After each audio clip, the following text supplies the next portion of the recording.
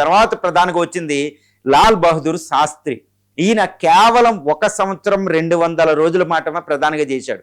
తక్కువ కాలం కానీ తిరుగులేని ప్రధానం. జై జవాన్ జై కిసాన్ 1964-65 యుద్ధంలో తిరుగులేని విజయం, అమెరికాకి ఎదురొడ్డి నిలబడడం, తిరుగులేని ప్రధానిగా ఆయన మన్నలను అందుకోవడం. ముఖ్యంగా ఈయనకున్న గ్రేటెస్ట్ క్రెడిబిలిటీ ఇప్పటి వరకు స్వతంత్రం వచ్చిన 14 ప్రైమ్ మినిస్టర్లో ఎవరికీ లేని ఒక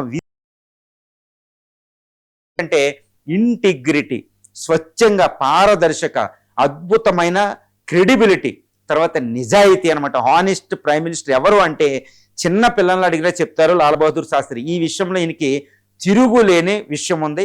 ఏదైనా యాక్సిడెంట్ అయితే రైల్వే మినిస్టర్గా కూడా ఆయన రిజైన్ చేశారు. ఇప్పుడు ఏం జరిగినా రిజైన్ చేయకుండా నా పదవే ముఖ్యమంటూ కూర్చుంటున్నారు. ఆయనకి తిరుగులేని వ్యక్తి. ఆయన కారు లోన్ ఆయనే కట్టుకుని ప్రైమ్ మినిస్టర్ అవగానే అక్కడ కారు వదిలేసిన ఒక వ్యక్తి అనమాట. తిరుగులేని ప్రైమ్ మినిస్టర్, యుద్ధంలో ముందుండి నడపడం, ప్రపంచంలో ఇంతటి గొప్ప నేత ఉంటారా అన్నట్టు భారతదేశాన్ని ఆయన పరిపాలించడం జరిగింది. గ్రీన్ రెవల్యూషన్, ఇప్పుడు వైట్ రెవల్యూషన్, వర్గీస్ కురియన్ పశువుల పాకల పడుకుని ఈరోజు వైట్ రెవల్యూషన్ తీసుకొచ్చారు. అమూల్ అనేది ఆయన యొక్క గ్రేట్నెస్. ఇప్పుడు ఈరోజు కూడు తింటున్నామంటే జై కిసాన్, అంటే యుద్ధ సమయంలో జై జవాన్ అంటారు, కానీ ఆయన జై జవాన్ ముందు జై కిసాన్ పెట్టారంటే ఆయన ముందు చూపు ఎంత ఉందో మనం చూసుకోవచ్చు.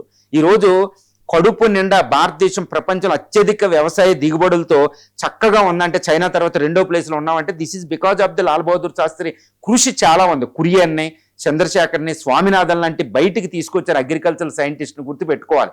కానీ తక్కువ కాలం పరిపాలించిన ఆయన పరిపాలన అనేది ఒక అద్భుతమైన స్వర్ణ యుగం చరిత్ర అనేది చెప్పుకోవచ్చు. మరి ఎలాంటి ప్రైమ్ మినిస్టర్ ఎవరైనా ఉంటారా ఈయన కీర్తి?